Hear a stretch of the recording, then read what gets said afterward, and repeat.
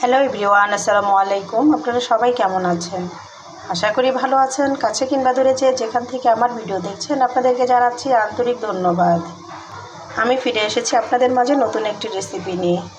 আজকে রান্না করব ডাল দিয়ে সবজি ডাল রান্না করব। তো আমি কড়াইতে পানি দিয়ে দিয়েছি, পানিটা গরম হয়ে গিয়েছে। এখন দিয়ে দিব ডাল, মশারির ডাল। ডালটা অনেকটাই ফুটে গিয়েছে, এরকম হবে। তো এখন দিয়ে দিব হলুদ গুঁড়ো,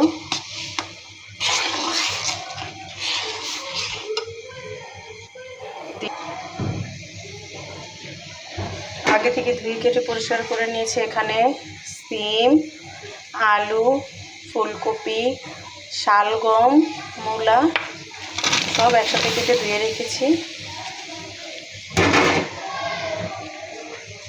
তো এখন দিয়ে দিব কাঁচামরিচ ফালি,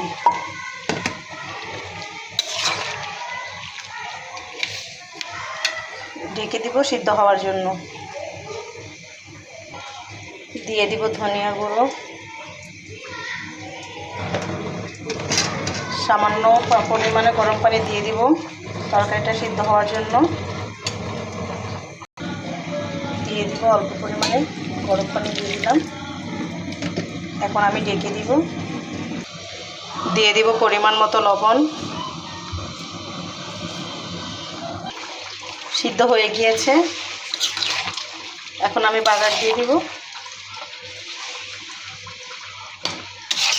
ফোড়নের জন্য রেডি হয়ে গিয়েছে। তো এক এক দেশে আর কি এক এক ভাষা বলে, কেউ বাগার বলে, কেউ ফোড়ন বলে।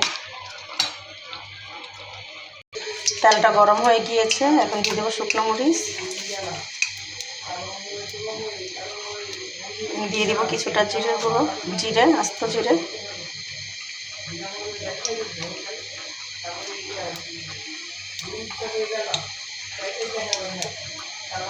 দিয়ে দিব রসুন পেঁয়াজ কুচি।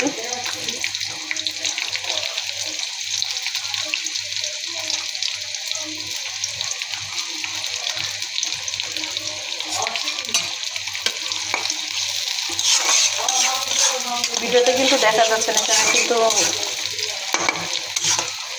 বেশ খানিকখানি যে রসুন দিয়েছি, পেঁয়াজ দিয়েছি, পেঁয়াজের থেকে রসুনটা বেশি দিয়েছি। এখন ভেজে নেব। ফোড়নটা ভাজা হয়ে গিয়েছে, এখন সবজিতে দিয়ে দিব। হয়ে গিয়েছে, এখন দিয়ে দিব ধনিয়া পাতা কুচি। তো যারা খেয়েছেন তো খেয়েছেন, যারা খাননি আমার ভালোবাসার আপনারা ট্রাই করে দেখতে পারেন। এভাবে সবজি ডাল রান্না করলে খুবই মজা হয়। ভাত, পরোটা যার সাথে রুটি খাবেন না কেন খুবই ভালো যায়। তো আজকে এই পর্যন্তই। আল্লাহ হাফেজ। আবার দেখা হবে নতুন একটি রেসিপি নিয়ে।